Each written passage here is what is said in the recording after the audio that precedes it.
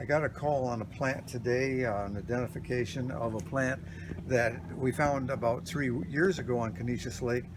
And I found two sites on the east side of Conesus Lake, one south of Stella Maris and the other one on McPherson Point. And I was a bit impressed with its ability to reproduce vegetatively. This is Botomus umbellatus, or the flowering rush. The plant is very showy. It has a rather attractive flower, and at that point the attraction stops as far as I'm concerned. It is not invasive in New York State. It's not on the list, although I think it should be. It's invasive in Minnesota. It's on the watch list in Vermont and in Washington State. And if you look carefully at this one, you'll see indeed its ability to reproduce vegetatively.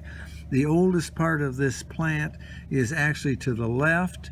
The youngest part is to the right, and each one of these little bulbs at the base of my fingernail has the ability to break off in wave action or whatever action and start a new plant. This probably represents this 3-inch width of plants, and there probably are 20 plants here and probably twice that many bulbs. This represents probably, I would think, maybe 4 or 5 years of growth. If you look at all of them on the table, these were clumps that were taken within about 20 feet from each other on the shoreline, with their roots, in the water, quite frankly, and growing among the shells. The big issue on this is trying to eradicate it. Once you pull it up, these little bulbs break off, and you've just spread this in a big way. People could use the bucket then, if they wanted to save something for you. If indeed you see this on your lake shore, I would give us a call if you would.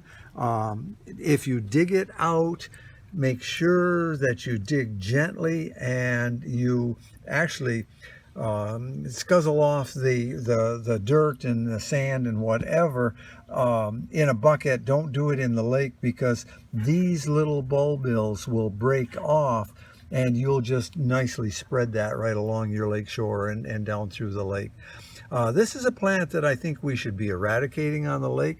Once it gets established, you can see this will take over, and it will replace the native wildlife that's on the shoreline. Flowering rush is the common name. It's a unique plant. It's in its own family, the Botomaceae. It's close to the lilies. It's a monocot, and it reproduces extremely well by seed and by vegetative means. If you look closely at this plant, you'll see actually it's in bud, which is this pointed thing at the end of my fingers. It is beyond flowering in this one at this point, and is producing actually seeds. Let me put this down. If you look right here, these actually are mature seeds. This is a flower, pretty well spent, and a plant that was next to it is just nicely opened. So these have not yet opened.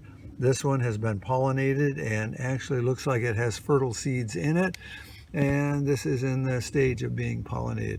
Typical monocot, 3 very showy petals, 3 sepals, and looks like 6, it may have 6 or it may have 9 stamens.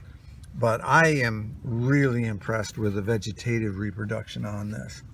The date today is the 30th of July. This plant would be almost impossible to identify if it weren't for the flower. So be on the watch for the flower. Let someone know, and if you do dig it up, make sure that you put it on a break wall or a sidewalk, let it dry out, and then package it away in the trash.